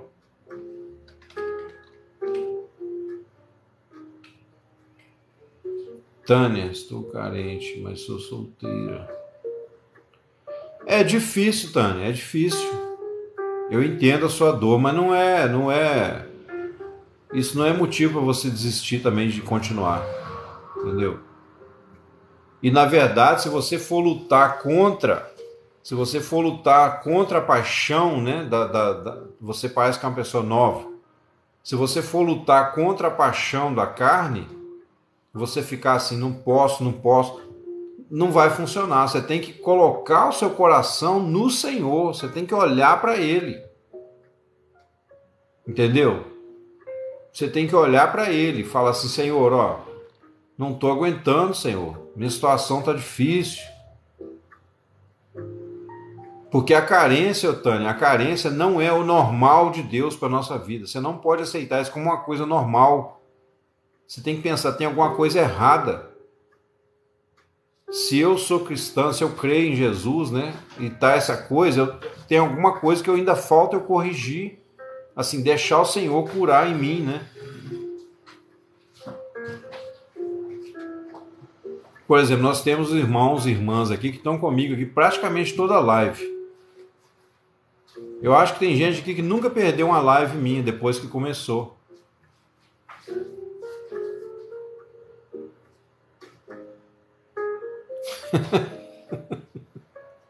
Ai, Jesus. Misericórdia.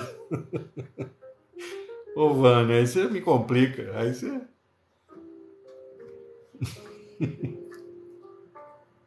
Agora agora eu buguei aqui, peraí. Deixa eu voltar aqui. Misericórdia. O que eu vou arrumar com esse povo, hein, Jesus? Aí, ó. Então, mas isso por um lado é verdade, ô Jonathan. Infelizmente, tem hora que é verdade mesmo. Mas olha só, pessoal, vou até aproveitar esse fiasco aí, meu Deus, para dizer uma coisa para vocês. O que a Vânia falou vai servir de uma lição para todos nós aqui, né? O que a Vânia e a Tânia até combinou aí, dá para fazer uma dupla sertaneja, né? É Tânia e Vânia, não é isso? Aí dá para vocês fazerem uma dupla sertaneja, Tânia e Vânia. Essa questão, a pessoa parece que nunca está satisfeito com a situação que se encontra, certo? Uma tá solteira, quer casar, a outra tá misericórdia, a outra tá casada, quer separar. Mas vou entender esse mistério aí. Ai, moço, tô rindo não é de deboche não, tá? Tô achando engraçado mesmo a situação. Vamos supor assim, vocês vão chegar à conclusão, obrigado, gente. Você nunca está satisfeito com a sua posição. Então o problema, pessoal, agora falando sério, deixa eu parar de rir aqui. O problema não está no casamento e nem na solteirice. O problema maior não está nisso, entendeu? O problema está em você estar inconformado, descontente. Então o que você tem que fazer? Fazer parte dos que querem casar. Ai, misericórdia. Então, amados, o sangue de Jesus tem poder. O problema, só o fato de uma pessoa, né, que está solteira, quer casar, e a que está casada às vezes quer separar, porque o solteiro, se você é solteiro ainda nunca teve, né, uma vida conjugal, você não sabe os problemas que te esperam. E quem está casado e já está no meio dessa luta, lembra com saudade do tempo que era solteiro, quando não tinha aquele marido, né, chato, que joga aquela meia chulesenta em cima do sofá, que joga toalha molhada, né, e briga, reclama da comida. Então, o que acontece? O problema, pessoal, tem que ser resolvido, vamos falar sério agora. Esse problema tem que ser resolvido do lado de dentro. Esse problema tem que ser resolvido do lado de dentro, pessoal, na presença do Senhor. Experimente agora, nesse momento, né? Você vai fazer um exercício mental comigo aqui, assim, mas não essas coisas místicas, não. Uma coisa que é permitido, né, dentro da visão da palavra. Você vai pensar assim, Senhor, nesse momento eu estou aqui sentada, né, na minha cadeira aqui, ou deitada na minha cama. Nesse momento eu estou aqui assistindo a live do irmão aqui, participando da live. Eu já sofri demais essa vida de casado, não quero mais. Aí, ó. Então, gente, mas vamos fazer.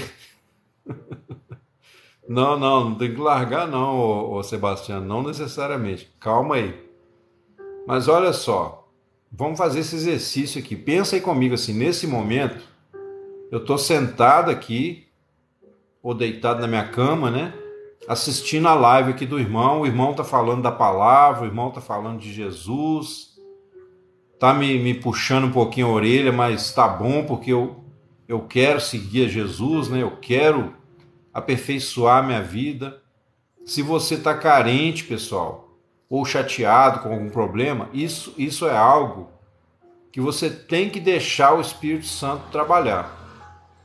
Porque tem alguma coisa errada. Deus não fez a gente. A Bíblia diz que Deus não deu para nós um espírito de temor, de covardia, mas de amor, de moderação, né? De amor, de paz, de moderação. Então, o seu problema não é o seu marido.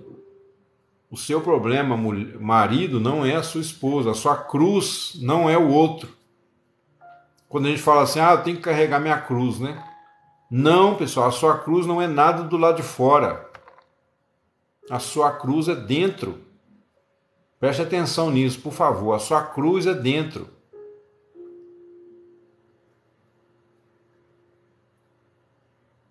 Preciso conversar até com a minha esposa. A sua cruz é dentro, tá? A sua cruz é o quê? É o seu olhar, a sua visão de mundo, as suas paixões que ainda não foram trabalhadas, cuidadas, né? Curadas. Essa é a cruz. Mas não é também o problema em si. Você vê, Jesus carregou a cruz, né? Ele carregou a própria cruz. Jesus não tinha pecado. Então, que cruz foi aquela que ele carregou? Ali ele carregou a nossa cruz, né? Ele carregou os nossos pecados, Pedro fala lá, levando ele mesmo os nossos pecados em seu corpo sobre o madeiro, para que mortos para os pecados pudéssemos viver para a justiça, e pelas suas chagas fosse sarados. Os irmãos lembram desse texto? Se não me falha a memória agora, deixa eu ver se é 1 Pedro 2. 1 Pedro 2, 24. Olha só. Mas eu vou ler a partir do versículo 22, a palavra diz assim, olha só. O qual, né, falando de Jesus, o qual não cometeu pecado, nem na sua boca se achou engano. O qual, quando o injuriavam, não injuriava, e quando padecia, não ameaçava, mas entregava-se àquele que julga retamente, levando ele mesmo em seu corpo os nossos pecados sobre o madeiro, para que, mortos para os pecados, pudéssemos viver para a justiça, e pelas suas feridas fostes sarados. Porque éreis como ovelhas desgarradas, mas agora tendes voltado ao pastor e bispo de vossas almas. Olha isso aqui, amados. Você não está abandonado, você não está abandonada no mundo. Você não está jogado ao léu, a não ser que você não queira crer no Senhor. Você, Tânia, né, que está solteiro, você tem um marido, filho. Você tem um marido que você, melhor do que qualquer outro que você podia achar. Quem é esse marido? Jesus Cristo. Você é a noiva do Cordeiro. Você vai achar um marido melhor do que esse? Agora, se você não conseguir abrir o seu coração para Jesus, qual o homem que você vai abrir o seu coração? Se você não consegue abrir a sua vida, aí você pode falar, mas ele é invisível. Ué, mas é aí que entra a fé, ué. Aí que entra a fé. Você tem que ter coragem realmente para viver a fé sobrenatural, né? É lógico que Jesus, você pode pensar no primeiro momento, Jesus não vai suprir minha carência. Ué, mas que carência é essa? É uma carência física? Se é uma carência física, essa carência física vai te tornar escravo de um homem. Se você, homem, tem uma carência física, essa carência física vai te escravizar a uma mulher que não vai ter juízo e vai arruinar com a sua vida. Então, mas essa carência física, ô Tânia, é lógico que tem coisa que eu não posso dizer aqui, né? Em respeito aos irmãos e às irmãs, mas vamos dizer assim, essa carência física, o desejo, né? Emocional, o desejo, o próprio desejo sexual, isso não é a prioridade da nossa vida. Por mais que a gente deseje essas coisas, isso não é a prioridade. E se você não resolver um outro problema maior dentro de você, você vai acabar metendo os pés pelas mãos. Porque, tipo assim, qual é o casal na Terra que se dá muito bem? Qual é o casal na Terra que não tem problemas, dos quais, de vez em quando, até se arrepende de ter casado? Oi, Rosiane, boa noite. Tá saindo, querido? Tá com raiva de mim não, né? Mas qual é o casal na Terra que não tem problema? Todo casal tem problema, certo?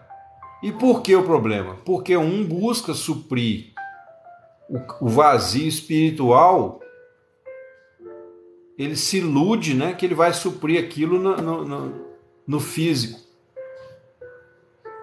E não vai, não vai.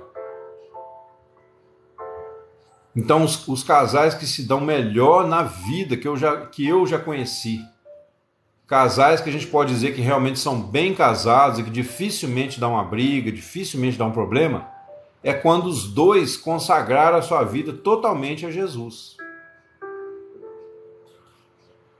Então, você está carente, que é o melhor que você fazer? Vai aos pés do Senhor. Não sei se a Tânia está aí ainda ou se eu estou falando em vão, né? Isso aqui. Você tem que ir aos pés do Senhor em oração e chorar diante dele toda a sua carência. Rasgar mesmo o coração. Falar, Senhor, eu quero tanto me casar, Senhor, mas eu quero... Ah, sim, então tá bom, Tânia. Escuta isso. Senhor, eu tenho desejo de me casar, eu quero constituir família. Não é errado você pedir.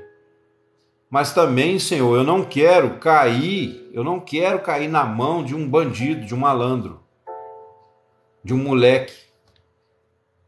Eu estou carente, Senhor. Prepara um varão para mim, um homem sábio, né? E quando o Senhor enviar, me dá um sinal, testifica com o meu coração. E espera em Deus. Se você fizer isso, aí... E eu já contei a minha experiência aqui, né? Eu estou separado há 5 anos. Praticamente. 4 anos. 5 anos. Foi 2017. 5 anos. Acho que esse mês fez mês de julho, agora fez 5 anos. Eu até agora nem orei sobre isso, pedindo outra esposa. Entendeu? Estou muito bem, graças a Deus. Então, assim, mas eu de vez em quando, né? De vez em quando bate um sentimento, uma vontade de ter alguém, uma pessoa. Sim, Dani, separado, né? Divorciado. De vez em quando você acha que não bate uma vontade de ter uma pessoa, uma companheira, né? Uma pessoa. Mas eu fico assim, Senhor, eu já tive um casamento, já tive filhos, né? Eu sei a luta que é. Se o Senhor amanhã depois... Se o Senhor amanhã depois, né, o Senhor preparar uma pessoa que eu tenho uma visão assim, que não vai ser uma pedra no meu sapato, que não vai me puxar para trás, que não vai querer barrar o meu ministério, então aí, quem sabe, né? Eu até gostaria, mas pelo tipo de trabalho que o Senhor me deu, pessoal, é difícil uma mulher para andar comigo. Não estou querendo parecer que sou especial, não é assim, tipo assim, eu mereço, né? Eu mereço a melhor mulher, a mulher mais bonita. Não é isso, quero que os irmãos entendam. Mas eu quero, se Deus quiser me dar uma mulher que tenha uma visão. Ô, Tânia, misericórdia, né? Vamos orar, irmão. Sangue de Jesus tem poder. Mas olha só, eu só quero de Deus, né? Uma pessoa que tenha a mesma visão minha na palavra. Hoje eu não me contentaria com menos do que isso. Ter uma mulher só para ter sexo, só para ter aquele momento na cama ali, gostoso, é muito bom, mas eu não trocaria. Eu não trocaria. A Tânia. Eu não trocaria, pessoal, essa glória, sabe? Hoje, de servir ao Senhor nesse chamado que eu tenho, se eu, para encontrar uma mulher que iria me puxar para trás, que não ia apostar comigo na visão, entendeu? Então, assim, a gente tem que pensar o quê? Em primeiro lugar, o reino de Deus, pessoal. Enquanto você, eu levei muito tempo na época, né? Exatamente, Cleia, tem que ter as duas coisas. Eu, na época, né, o meu primeiro casamento, eu pensei, né? Eu me precipitei, era novo, né? A gente, quando é novo, é igual um cavalo, não tem juízo, não pensa com a cabeça.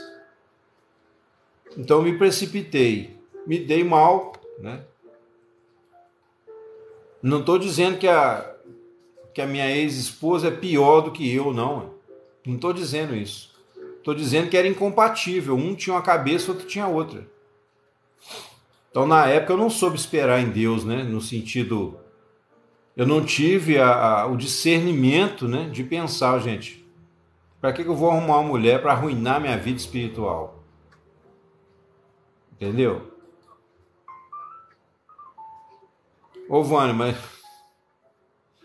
aí eu não posso te responder, querido. Eu não sei qual é, por que você está nessa motivação, né? Eu não sei. Mas tem coisa que a gente não pode nem falar aqui, né, pessoal? No meio de todo mundo é meio chato, né? A gente tem que tomar cuidado com isso. Mas o fato, pessoal, é que a gente tem que pensar assim: as prioridades do reino de Deus tem que estar na frente de tudo. Hoje eu não cometeria o mesmo erro de novo. Hoje eu não cometeria o mesmo erro de novo. Então, tipo assim, teria que ser uma pessoa, né, que eu convivesse assim de perto durante um tempo, talvez aí, sei lá, 1 ano, 2 anos, e eu visse o caráter dessa pessoa. Ah, sim, Vânia, entendi. Pois é, mas quanto tempo tem que você estar junto? Já que você falou, tem muito tempo, você tem filhos? Tem muito tempo que você casou, tem filhos? Talvez você já tenha até falado aqui, mas eu não lembro.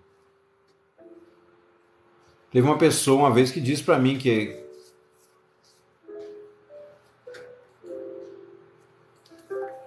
10 anos e uma bebê.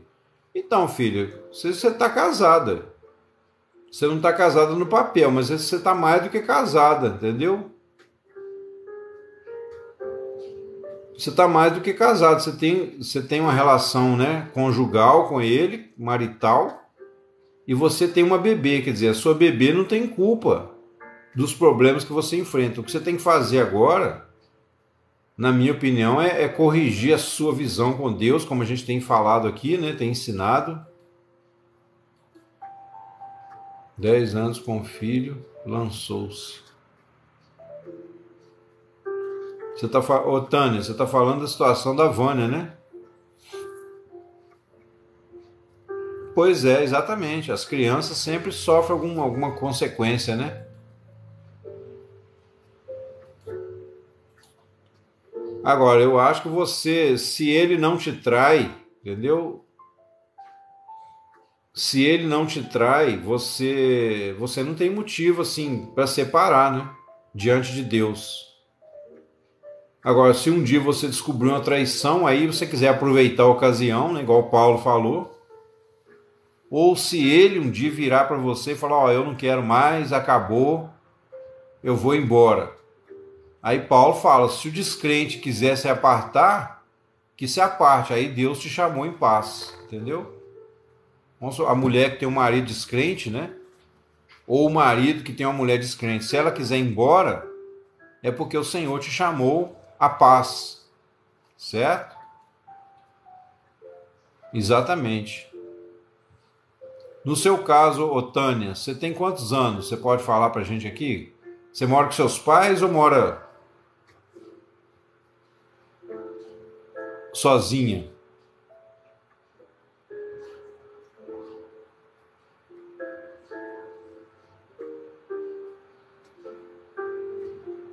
Não tem traição, só um desgaste. Depois o bebê nasceu, piorou.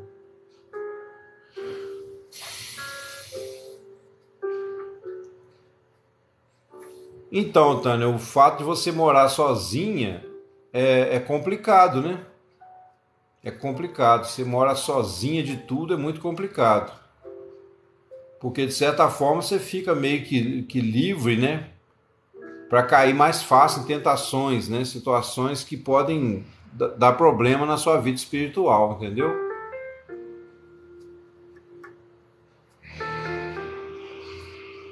É complicado, gente. Cada caso é um caso. É muito difícil falar assim porque eu não tenho todos os dados, né? Mas uma coisa é fato, pessoal. Uma coisa é fato. Prefiro morrer. Como assim, ô Tânia? Ah, sim, entendi. Não, então, amém, ué. Então, mas aí o que acontece? Cumpre aquilo que eu te falei, né? Cumpre aquilo que eu te falei. Você.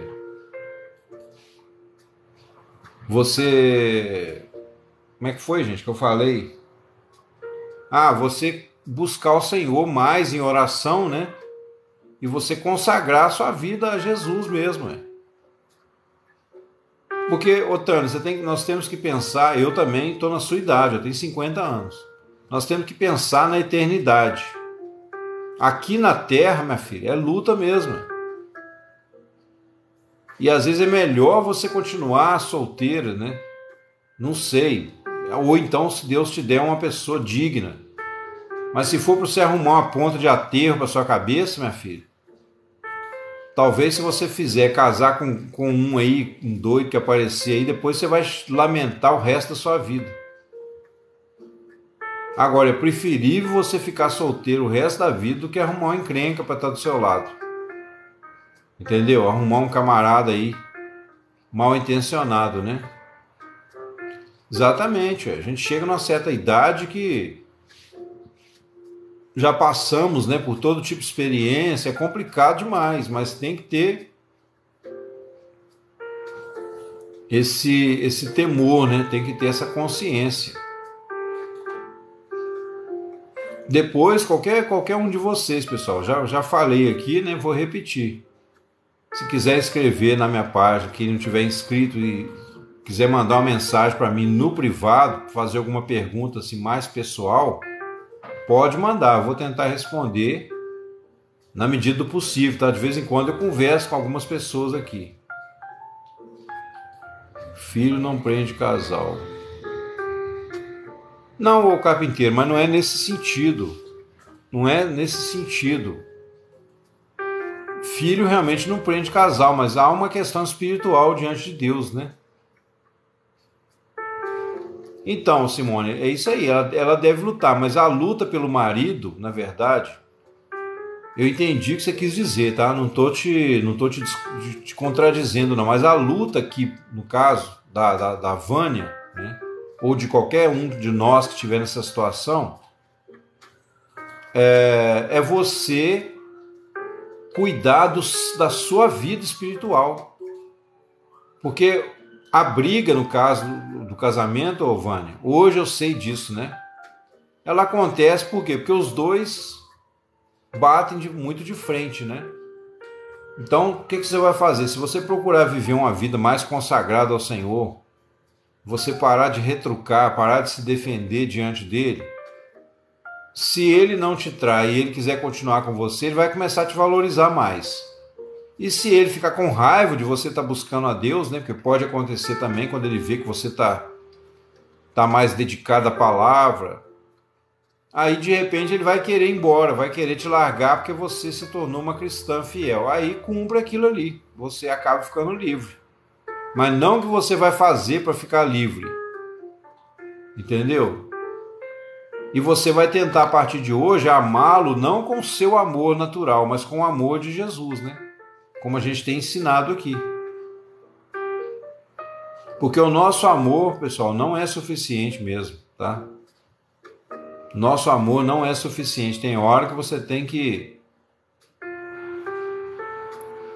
baixar a bola e falar, Senhor, não consigo, depender de mim.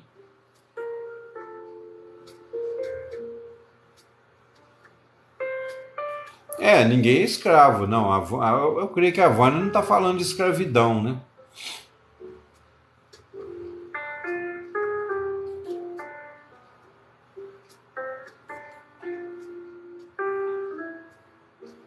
E ele não aceita o bebê, ou Vânia? Por que ele não aceita o bebê? Relacionamentos tóxicos.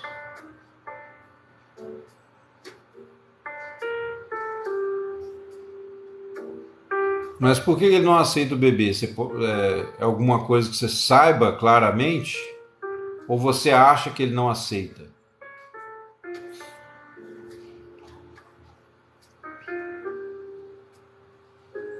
Ah, tá, entendi.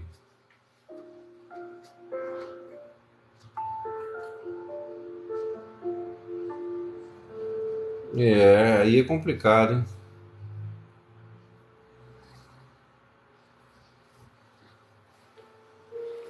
Não, mas ô Vânia, tipo assim, o meu conselho para você, eu não posso, tá? Eu como pregador da palavra de Deus, eu não posso falar para você assim, ah, se você não gosta, vai lá e separa. Eu não posso falar isso. Talvez o que você gostaria de ouvir, mas eu não posso falar. Porque essa questão de não amar, pessoal, essa questão de não amar o outro, o problema não tá no outro, tá na gente. Entendeu, Vânia? O problema tá na gente, porque, tipo assim, o amor verdadeiro, né? Ele é uma decisão. A Bíblia, quando a Bíblia fala que Deus amou o mundo de tal maneira, quer dizer, Deus decidiu amar, né? Exatamente, Deus amou o mundo de tal maneira que deu o seu Filho unigênito. Então, quer dizer, é um amor abnegado, é um amor que não leva em conta o que o outro fez. Entendeu?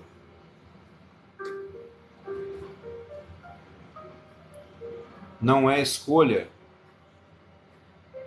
Não, o amor humano, né? O amor humano é sentimento. Entendeu? O amor humano é sentimento, é baseado em interesses. Quando o interesse acaba, aí o amor vai embora. Agora, eu acho que você deveria, antes de tomar uma atitude precipitada, de separar, eu acho que você deveria buscar Deus, entendeu? Aperfeiçoar aí a sua comunhão com o Senhor e orar, inclusive, ao Senhor. Falar, Senhor, eu não estou aguentando, né? Ora ao Senhor, vai orando, Deus vai dar uma resposta. Agora, eu no seu lugar, eu não tomaria uma atitude apressada, tá? No meu caso, quando eu comecei a desconfiar que tinha alguma coisa errada, eu orei ao Senhor, eu fiz vista grossa para algumas coisas durante um bom tempo, tolerei muita coisa, entendeu? Eu acho que eu tolerei coisas que muito marido não toleraria nem 10%. Apesar do que eu era meio bravo às vezes em algumas questões, né?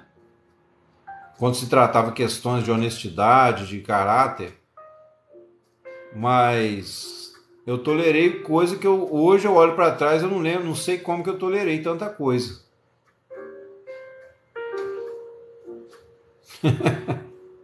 Aí a Cléia, só enrolação. Mas é isso, amados, é complicado, essas questões aí, né? Bom, então nós terminamos aqui o capítulo 49 de Isaías. Quero convidar vocês para amanhã de manhã, a gente está junto aí novamente, né? Amanhã é sábado. Amanhã, pessoal, eu tô até pensando em começar a live mais cedo um pouquinho, tá? Tipo umas 7h30. Vou ver se eu consigo começar umas 7h30. Então você que quiser participar com a gente, já vou deixar marcado aí mais ou menos a partir de 7h30, tá? Só se eu não conseguir mesmo, porque eu tenho uma aula às 10 horas, para dar mais um pouquinho de tempo para a gente conversar, porque amanhã realmente eu vou ter que encerrar por volta aí de 9h30 ou até um pouquinho antes, tá ficando muito apertado para mim. Tem dia que eu termino a live aqui faltando 15 minutos para a aula, aí eu fico igual um doido aqui para ajeitar algumas coisas, né? Então eu tô com esse propósito de começar amanhã às 7h30 da manhã. Então, você que for participar com a gente, já sabe, tá? Estão convidados. Eu agradeço a presença dos irmãos, mas eu vou descansar agora. Já estou bem cansado, a garganta já está doendo.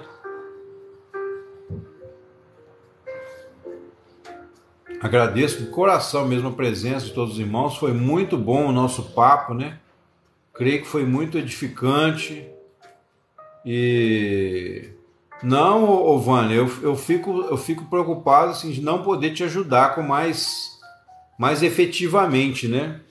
Porque eu não sei qual é a sua motivação, não sei o que acontece, né?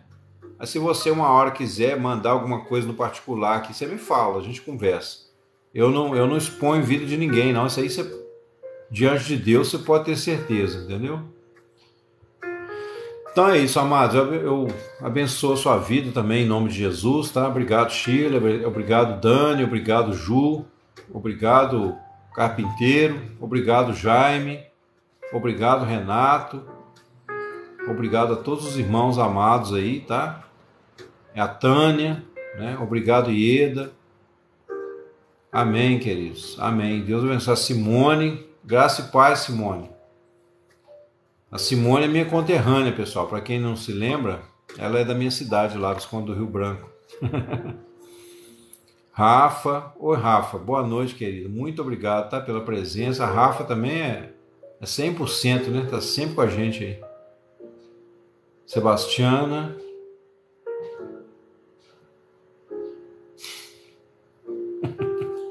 Misericórdia. Mas a gente vai conversando, irmãos. Amém. Amanhã, pela manhã, inclusive amanhã de manhã, né? Eu creio que Deus vai ter uma palavra maravilhosa para nós aí. Então estão todos convidados, tá?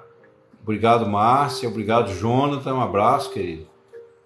Deus abençoe a todos. Que o Espírito Santo te dê uma boa noite de sono, te dê paz, discernimento, te dê coragem, determinação para seguir o Senhor, não olhar para trás, tá?